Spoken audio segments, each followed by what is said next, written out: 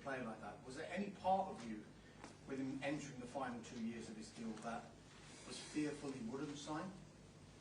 Probably more than the length of the contract is the will of the player, you know, because and you can understand, I said, some players, sometimes they have a dream. Some of them is being to play in the Premier League, some of them is to play in the Premier League for Arsenal. Another one can be to play in a different country for a different club. So you have to respect that. I think we've been really, really lucky, but as well it shows the power of this football club and how much people loves it and wants to come here, that none of that is happening. Even they have the possibility to go somewhere else, they want to remain here. He signed at Arsenal when he was very young, at 18 years old. Yeah. And there were 3 loan spells early in his Arsenal career. Were you always convinced that William Saliba was going to become the player that we see today?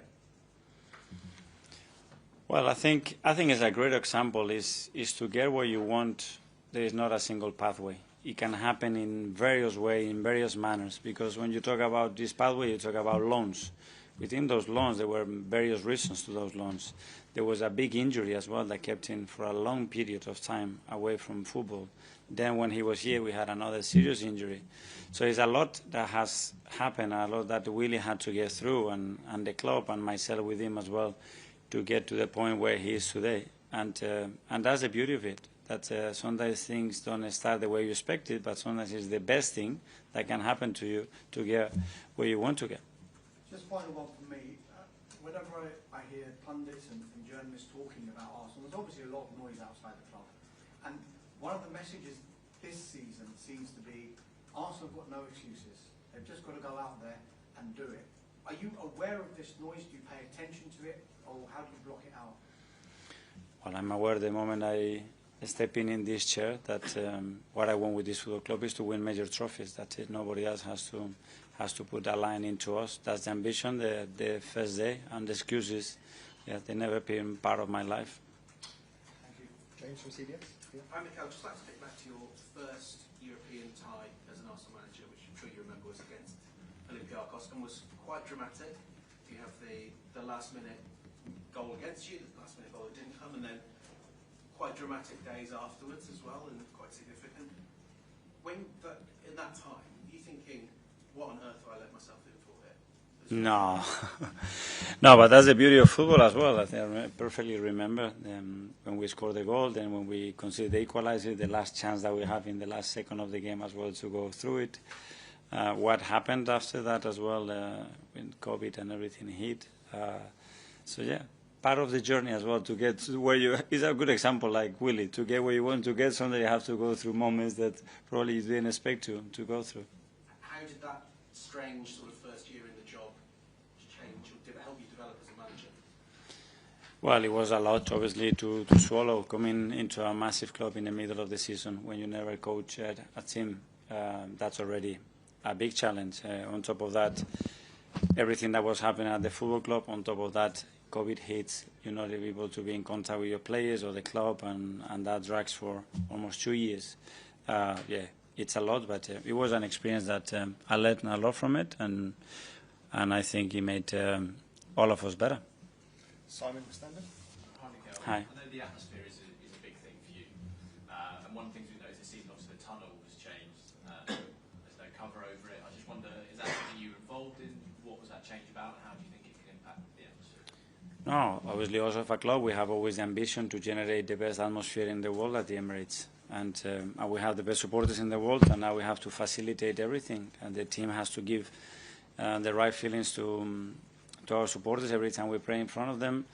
We need to habilitate as well the stadium in the manner that we want, and we need to ignite that will that we have to play every single ball with us, because it makes such a difference. I want to play and win the things that we want to win.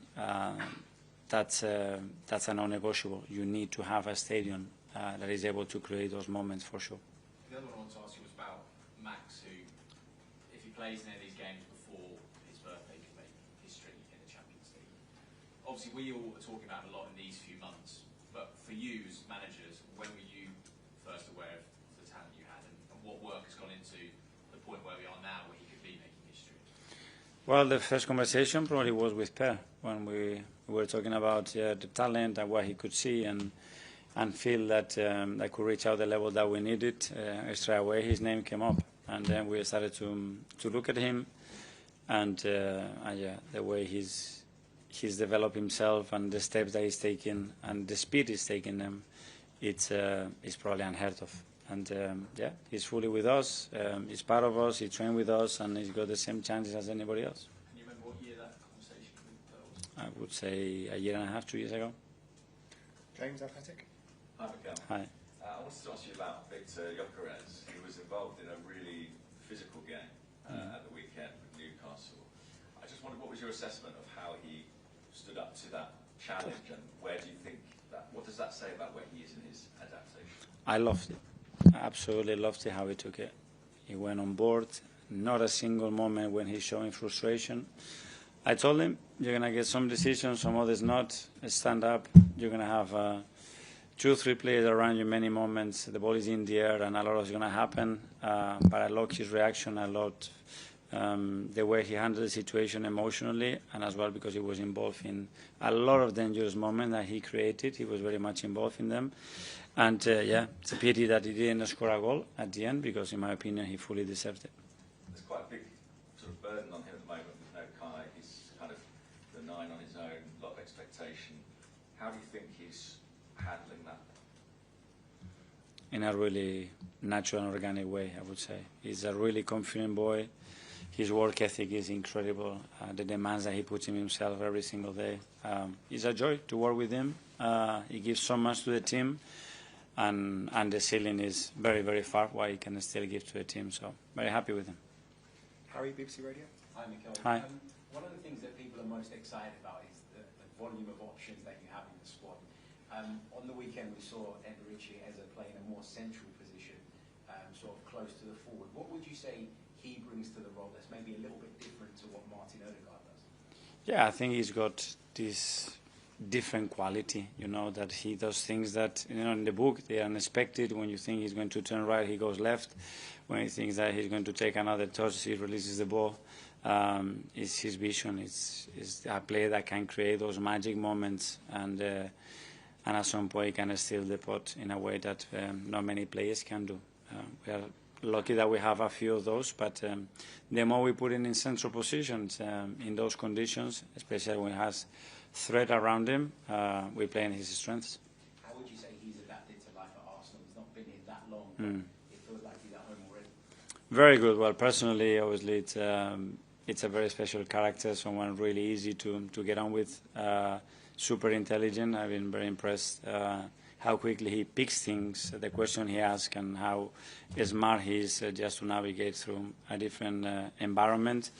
And then, yeah, the chemistry is generating with his teammates, the way he's impacting games. I think for the short period he's been with us, I think really positive. Okay, last one in the live section. First one here. Hi, Mikel. Hi. Olympiacos has had quite a positive record at the Emirates. How do you not let this affect your mentality, and how do you learn from your previous encounters?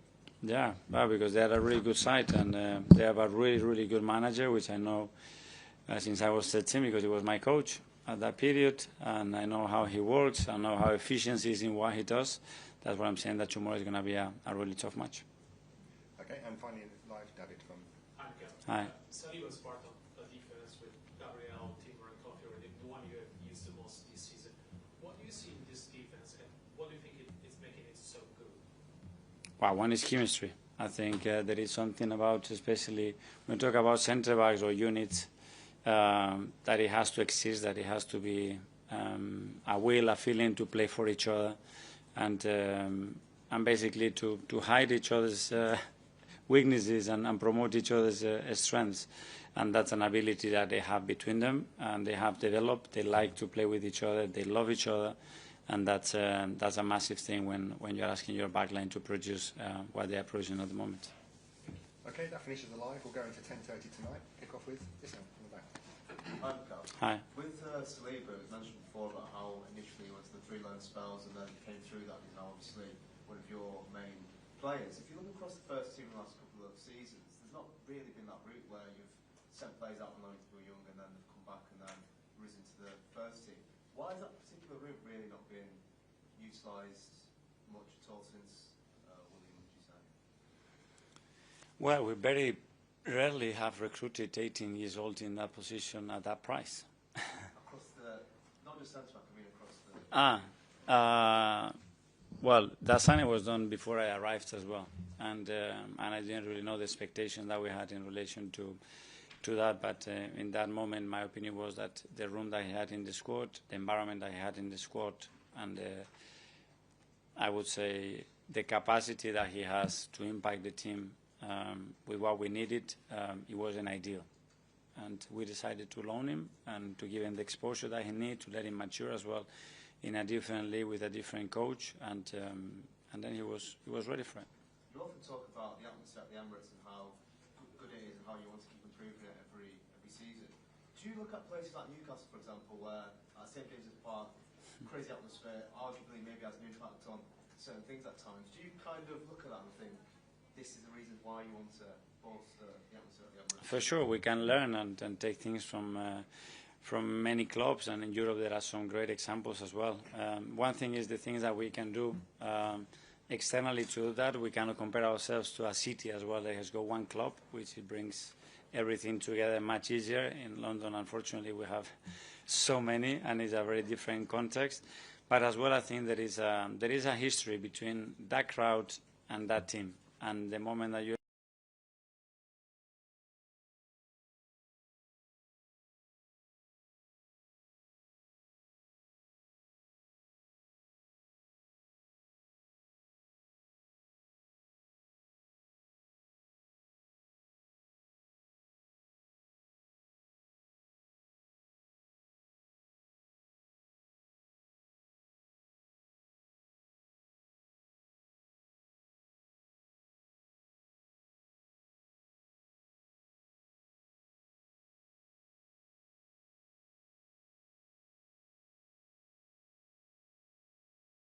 that's exactly what we need as a club. Obviously, me as a manager and everybody that works with them, that they feel that they have that sense of belonging, that they can continue the job.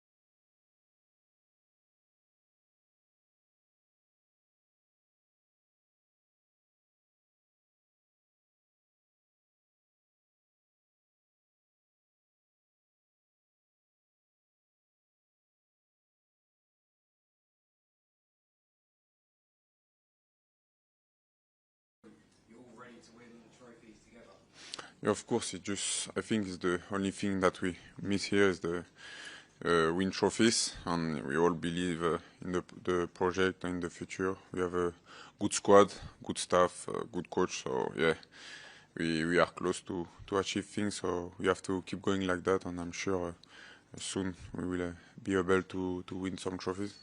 You had a really dramatic win at the weekend. Does winning games like that make you feel like this could be the season you could lift the trophy? Does that build momentum? Yeah, I think because the first half the team played so well, I think we deserve to score at least 2 or 3 goals, but we didn't, and they scored one corner at the end of the first half, but we didn't give up, and we keep pushing until the end, and at the end we score one good corner from Gabriel, and of course we have to take this win because it's never easy to go at Newcastle and win there, so we are happy. Now you signed the contract, when you look back, lots of European clubs, the biggest ones, will have been interested in signing you. It's a two-part question. Were you ever tempted, and was there ever any doubt in your mind that this was going to be what you wanted to do? To be honest, I was not really focused about the club from outside. I was just focused on here. I knew that I wanted to stay here for more years, so I was not really focused on the other clubs. So I'm happy to be here, and I signed a new deal. So yeah, full focus on my club. Can you take us back to when you joined? Because at the start you were a young man, but you were on loan at 3 different clubs. Was there ever any doubt in your mind that is it going to work out for me at Arsenal, or were you fearful maybe that it wouldn't? Yeah, of course.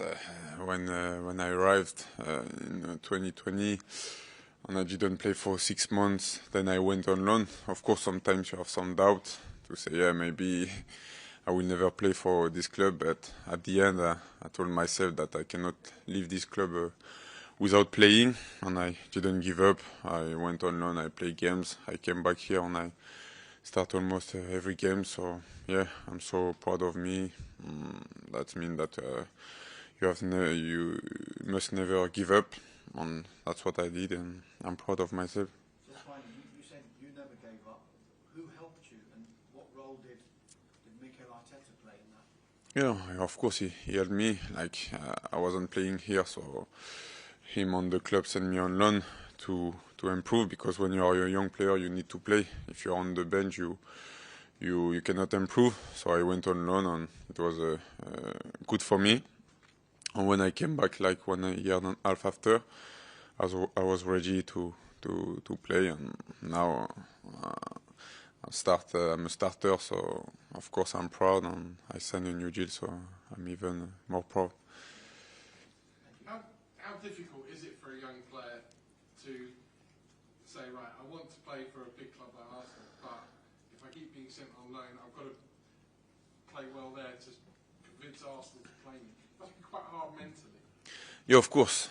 As I said, sometimes you have some doubt. You say, yeah, if the club send you on loan a lot, maybe they don't need you, but at the end, it's football. Sometimes you have a good moment, sometimes you have a bad moment like this, and you have to be strong in your head and always believe in yourself.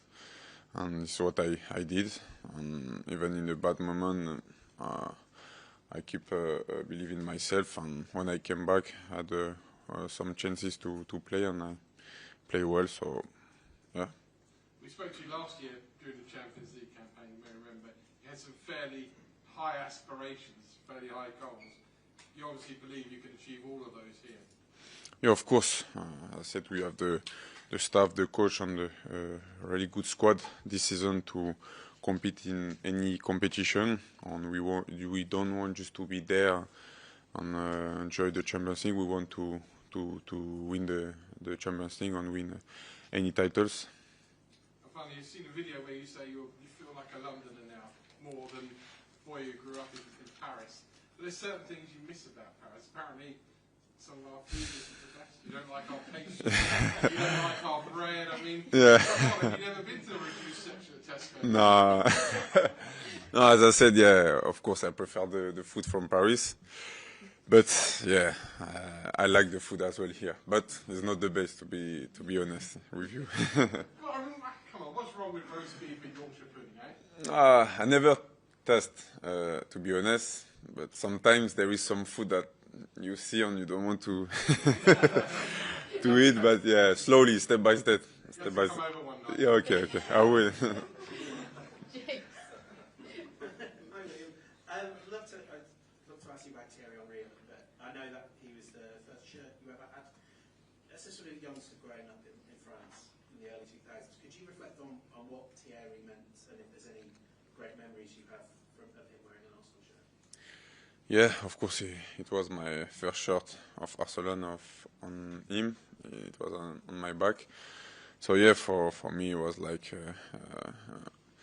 a class player to watch. Obviously, he's French, so when you're a French player and you play in a big game, a big club like Arsenal, so I was following the team on him, and yeah, I remember some clips. I was a bit young, so I don't have a lot of memories, but I have this final against Barcelona when they almost win the Champions League. But yeah, I watched some clips on YouTube, the skills and everything. And yeah.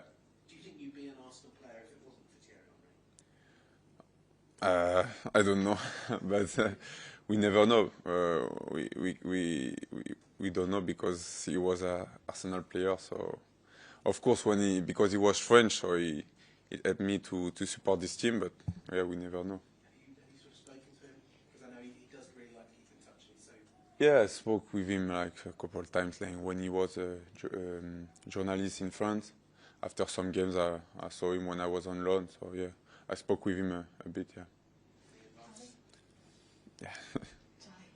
You mentioned you were only ever focused on staying at Arsenal, but often the draw of like Real Madrid, we've seen like Trent Alexander-Arnold won the title with Liverpool, but he was drawn to Real Madrid. Jude Bellingham as well. Why were you never? What makes Arsenal so special that for you weren't interested in going to another club? Yeah, as you said, he won some titles with Liverpool. Me, I didn't win anything here except what's the cup we won? Community Shield. Only Community Shield. So yeah, I've done nothing for this club to think about leaving. So yeah, I want to stay here and win a lot of trophies. But you can understand why a lot of fans would love to hear that. Yeah. And you're being honest. Yeah, no, of course. It's not always like some players. Yeah, no, I know. Like, yeah, me, I love this club. I cannot leave this club without give them something back. I won nothing, so yeah, my first choice was to stay here and win everything first. You're pretty close to winning a trophy, aren't you? But what do you think is missing at the moment, just to get you over the line? Yeah, of course we are always close, but yeah, if we don't win, it's because we miss something. And like every year we're getting better. And this year we had a lot of experiences from the last 3 seasons. We know that we're always close. So now we know how the Premier League is. We know how the Champions League is. So we have to stop talking and prove on the pitch that we have to win. Like of course it's good to talk, but now we have to prove it on the pitch that we are ready to win. And yeah, that's it. And do you feel that the belief is growing among the team? Yeah, of course. I've been there for 3 years. Every time at the end of the season you finish second, so yeah, you're a bit angry. So you want to go on holidays, celebrate with your friends the trophies that you won with your club. So of course, yeah, when you finish second and you go in holidays, it's not so good. With the 3 loan spells at the start, you're obviously a very young guy, and you're still young now, but with that period, what were the conversations like with Mikel Arteta? Because obviously it wasn't still a very formative period, and you hadn't played for Arsenal at that point. So. Yeah, he was straight to me. The first weeks he told me that for him I was not ready to play. He told me this, and I was training and I was playing with the 21, And at the end of December, he told me that it was better for me to go on loan, better than stay here and to not playing. So yeah, I was agree because I needed to play. So he sent me on loan, and yeah, I was in touch with the Edu as well when he was here. He was talking with my agent to say, yeah, like after the first loan, he said we need one more loan. So I went back as well, and like the first month of my last loan, they told me, yeah, we need you back at the end of this loan. So yeah, I was in touch with the coach and Edu. So yeah. What did that spell teach you? Yeah, like I signed here for almost 30 million, so I was expected to play. And you arrive here, you don't play, so I was a bit angry, but it's football. Sometimes you expect something and it doesn't come, so you have to fight. And I didn't give up, and now I'm here in front of you playing for Arsenal, so yeah, I'm happy. William, just when we talk about Henry, he's remembered not only because of the trophies that he won, and is that for you part of the reason that if you want to be remembered in 20, 25 years, you need to win trophies here? Yeah, of course. As I said, it's the only thing that we miss here, because we have a good team, we play well, we are good. We only miss trophies, and I think the team and I will give everything to win these titles, because yeah, of course, the people, they won't remember at you if you win nothing. So at the end, it's trophies. And just fitness-wise, obviously, I know you couldn't start on Sunday. How is the ankle? Are you now fully fit? Are you still trying to manage it? Yeah, he's better now. I was feeling a bit before City and even after, but now, yeah, feeling better. I hope I will not have pain anymore. We'll do the last couple now. James first. Hi, William. I just wanted to ask you about your celebrations. You're a very cool, calm guy on the pitch, but when the ball goes in the net, it's like you become a bit of a different person. Can you explain what those moments are like for you? Yeah, just normal for me, because yes, it's hard to win games in Premier League. So when like there is one draw and we are pushing for a win and you score at the end, like yeah, I become crazy a bit. But yeah, it's football. It's hard to win games, especially in Premier League. So when you win, especially at the end like this, you are so happy. I remember when you were with Saint-Etienne, there's great images of you like in the crowd with the megaphone and with the flags. Is that really important to you as a footballer, that connection you feel with the fans?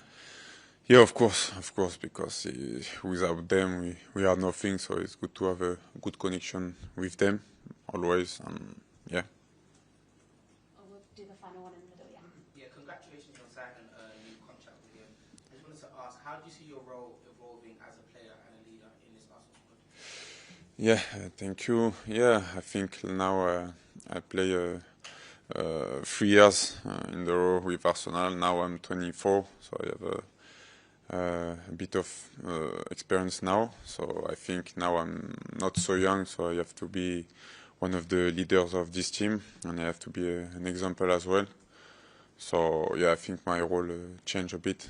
Do you see yourself becoming an Arsenal legend, and what do you need to do to make that a reality? Win titles, and be good on the pitch. And hopefully, if God wants, I will become a legend here. Cool. We'll end it there. Thank you, guys. Thank you. Fish and chip? Do you like fish and chip? It's not the best. It's just the pastries. It's the pastries.